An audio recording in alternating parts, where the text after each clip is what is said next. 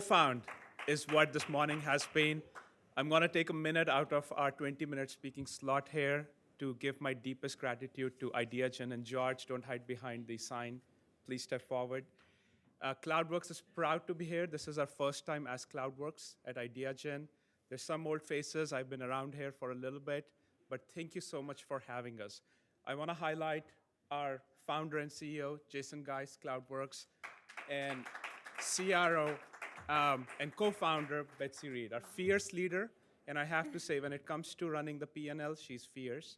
When it comes to managing people, she's nothing but empathetic.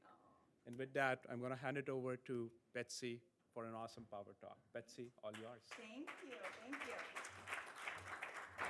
All right. Good afternoon, everybody. Great job. The content you've seen today. First and foremost, again, want to echo Siddhan's gratitude for including us. This is our first Ideagen. It will not be the last. And I heard there's one in Greece. And I think we need to sign on for maybe a executive level retreat there. But yes, my name is Betsy Reed. I'm the co-founder and chief revenue officer of CloudWerx. And thanks to George, it's kind of hard now to, you spoiled my secret. We did just win Partner of the Year for Google Cloud, so out of 4,500 partners, we just won that award in under 3 years in business. Super, super proud of that. To kick us off, though, I'm going to tell you a little story and take you on a journey back in time. 30 years back, to be exact, and this was the fall of 1993. And in the fall of 1993, I was 7 years old. I was in first grade, and I was in Miss Dunn's class. And if any of you, I know we have some Pacific Northwesterners out there. If you know anything about the Pacific Northwest, it rains about 10 months out of the year. But in October, it was still nice. So I had the privilege of still playing out at recess, which, by the way, was my favorite period of the day.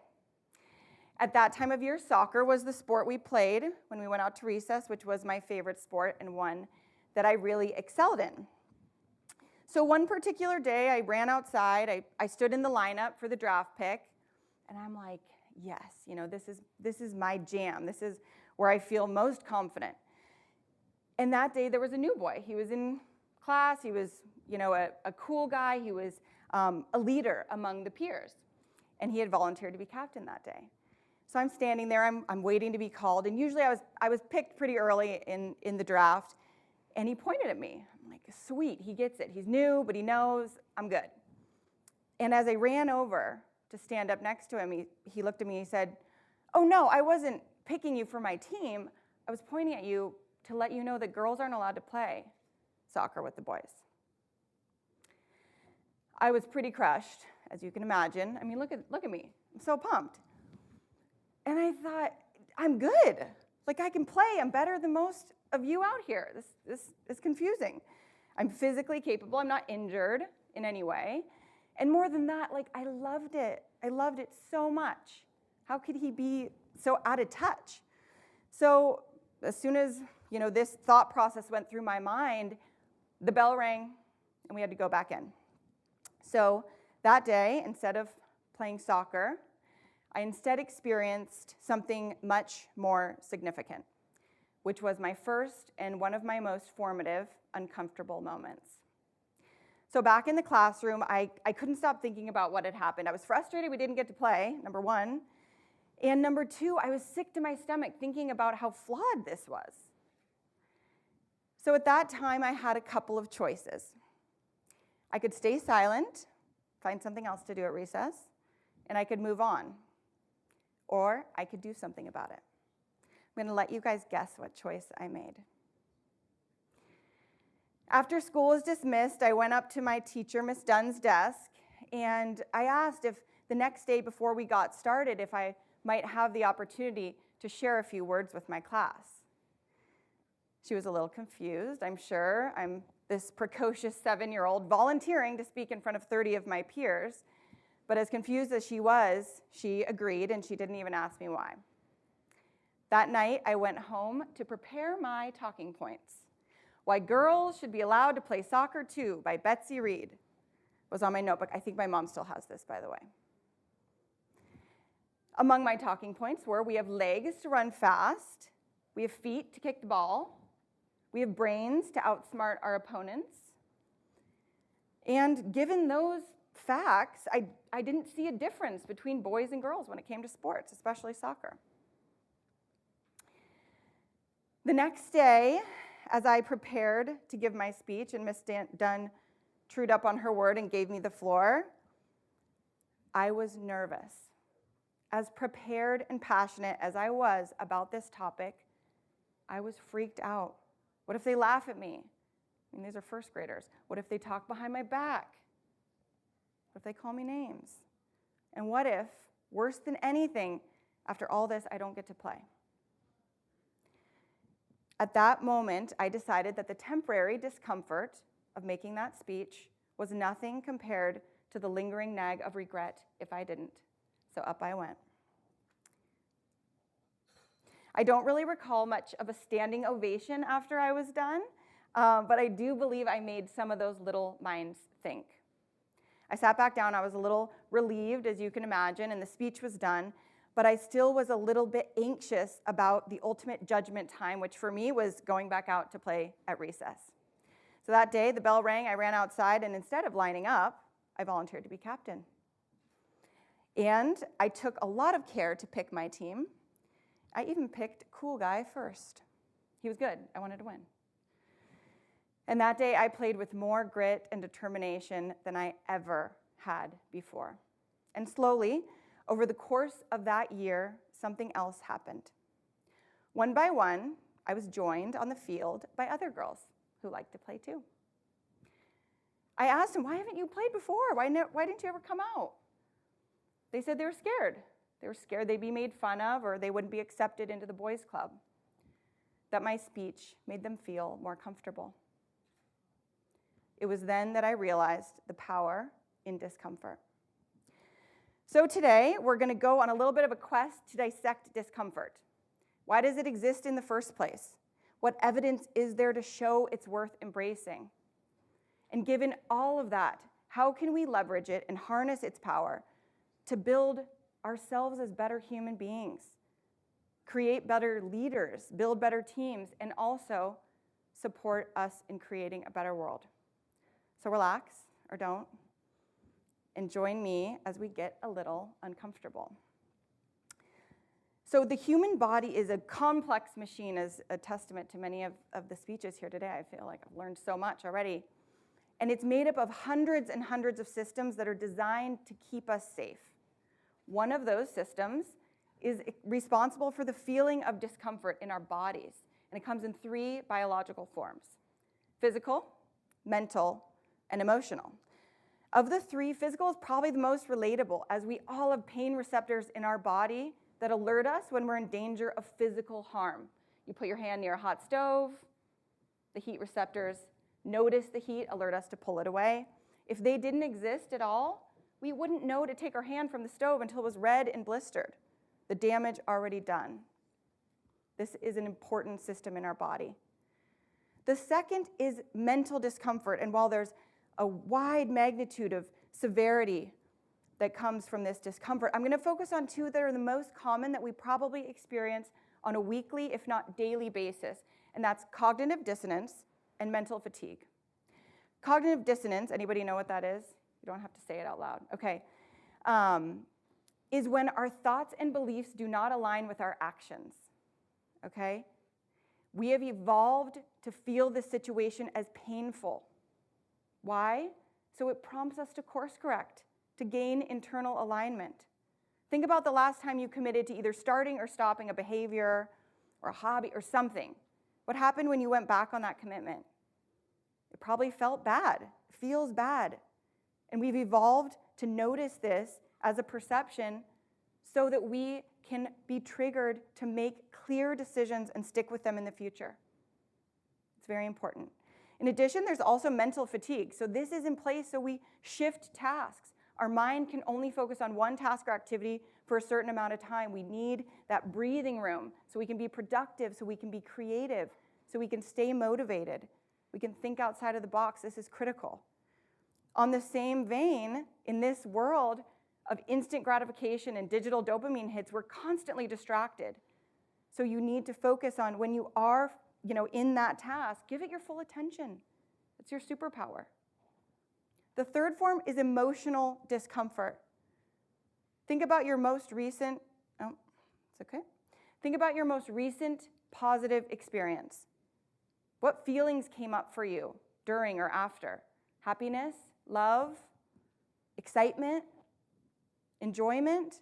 How about negative? What arose in your body? Shame, sadness, pain?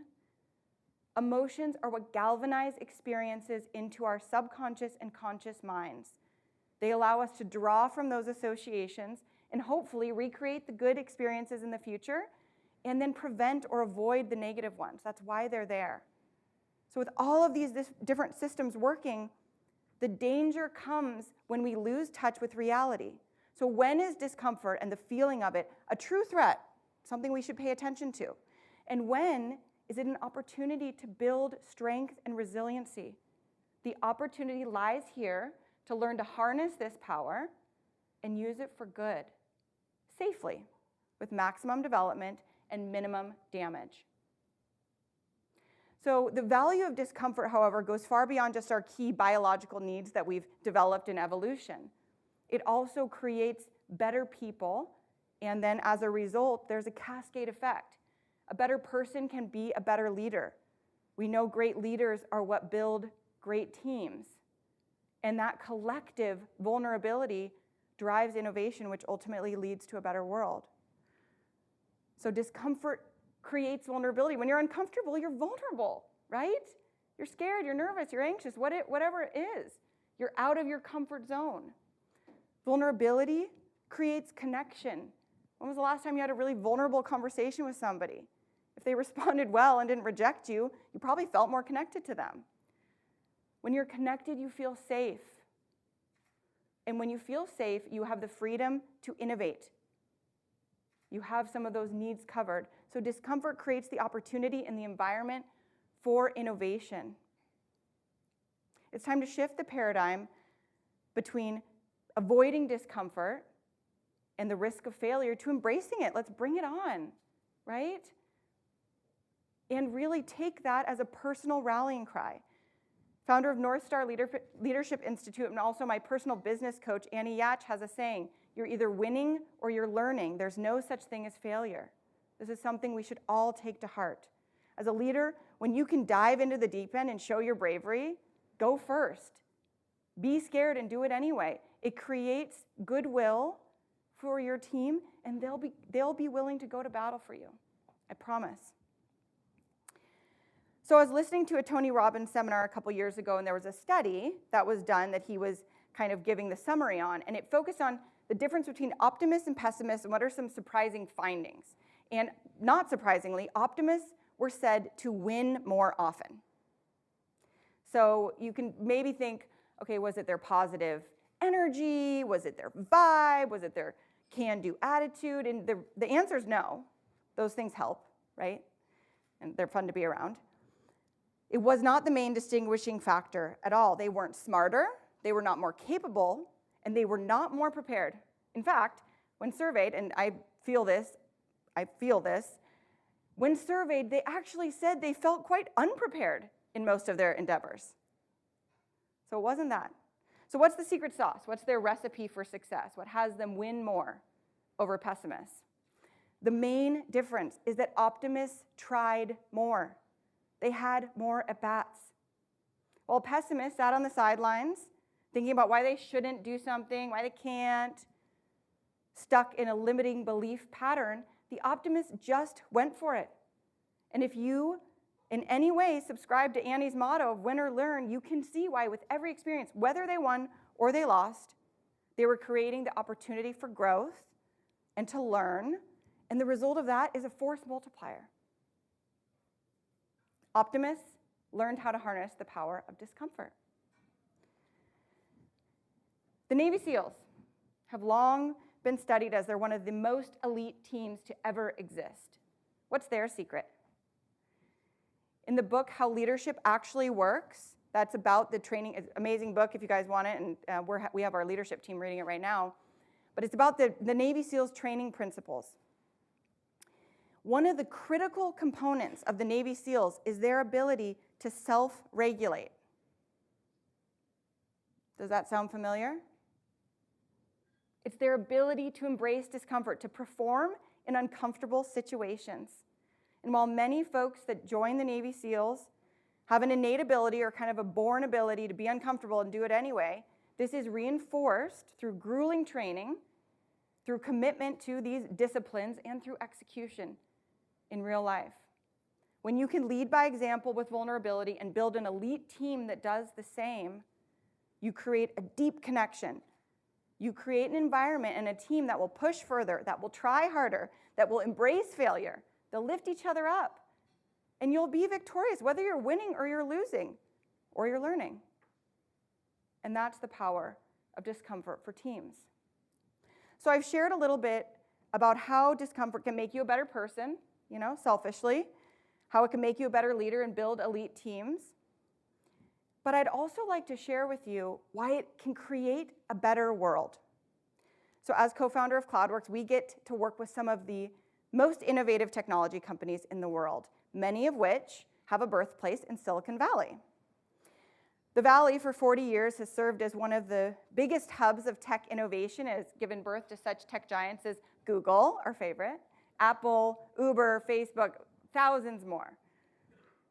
Many of you here today are associated with or a part of directly the United Nations, formed in 1945 with a mission to maintain international peace and security. And while before this opportunity I've had little involvement with the United Nations, that will change. It took me no time at all to notice three surprising similarities between the UN and the Valley. First, they're extremely diverse. Silicon Valley, while we could still do some work, but in Silicon Valley, only 4% of the residents are native Californians, meaning 96% of folks come from elsewhere. The United Nations, a little bit of a given, but 193 member states, extremely diverse. Second, they both set out to solve the world's most complex problems. The Valley using technological innovation, and the UN using and aligning around global causes. And last, which is my favorite, is they're organizationally flat. If you have a dream, a mission, a purpose, something you want to do that you're passionate about, you can do it. And my guess is you'll be supported in most cases. So what does all of this have to do with discomfort? Both the Valley and the UN have found a way to not only encourage, but to embrace and support the exchange of diverse thought and idea among incredibly high stakes. This is challenging. This is uncomfortable. Gaining alignment around 17, I'm sorry, is it 17? Okay, thank you. 17 causes globally, probably some uncomfortable conversations. Similarly, in innovation and development in the Valley, these are uncomfortable situations. However, the fact that the leaders and the teams commit to doing the work anyway because it matters creates a level of connection and a shared language across these very diverse groups that allow us to innovate. Innovate through discomfort and come up with solutions that require it, right? It's important. So, what are these, are these optimists and these Navy SEALs and diplomats and Silicon Valley entrepreneurs, are they just born this way? They just have it in them? And if so, are those of us who weren't born with the discomfort gene, are we kind of relegated to this small and safe life? Or is discomfort a muscle you could build? Is this a skill you can learn, like learn and throw a baseball or a new programming language? Is this something that can be reinforced through proper training, discipline, and repetition? Spoiler alert, you can do it.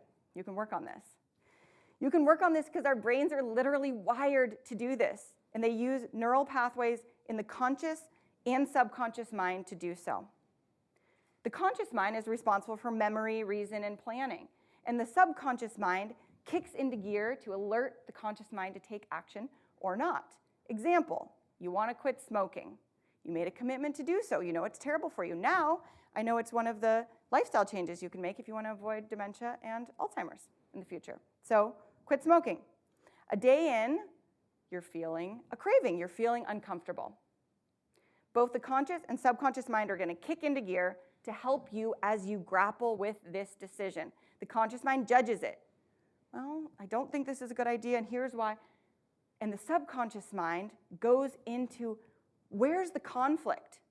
It notices the conflict, the commitment to quit versus the desire to smoke, and it works to correct this deviation and modify your behavior. It's amazing. This is what our brains do, like not opening the pack. These neural pathways and the strength between their connections are critical if you want to build the muscle of discomfort. On the flip side, your brain, we'll just leave it there. On the flip side, your brain can also be wired or rewired or reinforced for comfort and pleasure seeking, going towards the familiar and known. This is dangerous. Why? These are the behaviors that are going to keep you small and stuck. So every time you overcome that desire to go against what you committed to do and or avoided discomfort, you're actually reinforcing those toxic pathways. But the good news is there are potent ways that today, no matter what you're doing, in any task or situation, you can build your discomfort muscle in all of the categories: physical, mental, and emotional. To build your physical discomfort, you can engage in safe yet challenging physical pursuits: intense exercise, cold plunges, saunas, yoga. These are all potent ways you can start building this muscle and those connections today. You can build your mental discomfort muscle by taking care and taking time to give the world your superpower, which is your attention and your presence. Silence your phone for 20 or 30 minutes during the day. The world will survive, I promise. Limit social media. Take care with your prioritization of tasks and activities that you're engaged with. Your time and your attention are your superpowers. Use them wisely. Also, reflect. Think about how your beliefs and how your thoughts are aligning with your actions on a day-to-day basis. It's important. You can work on your emotional muscles by doing things like meditation, talk therapy, counseling, identifying your patterns. What are your past experiences? What are your triggers? What that allows you to do is identify ways you can be more proactive in the future. Be conscious about your reactions and decisions, not just shoot from the hip. This is also very, very important. So discomfort is just that. It's uncomfortable, right? We don't like it. I think that word even maybe gives people the heebie-jeebies. However, it is critical to our growth and development as people, as leaders, and as change makers. My hope is that in this small time that I have with you today, that you gained some sort of an appreciation for the value of discomfort in your life. And my ask is this. So take a little bit of time today to think about how you could work on your discomfort muscle. How is it today? Could it use a little bit of work? Think of one thing you could do between now and when you go home, where you could start to strengthen those connections. And if you do that, what kind of impact could that have on you as a person, on your team? And if we all do that, what is the collective result that we could achieve? One thing I know for sure is that 30 years and thousands of uncomfortable situations later, I am proof of a life lived in the discomfort zone. It has not always been an easy path. However, it has been a beautiful one. I want to share one of my favorite quotes by the Dutch painter Vincent van Gogh, which is, "Normality is a paved road. It's a comfortable walk, but no flowers grow there." My advice, take the unpaved road, smell the flowers, and get uncomfortable. Thank you.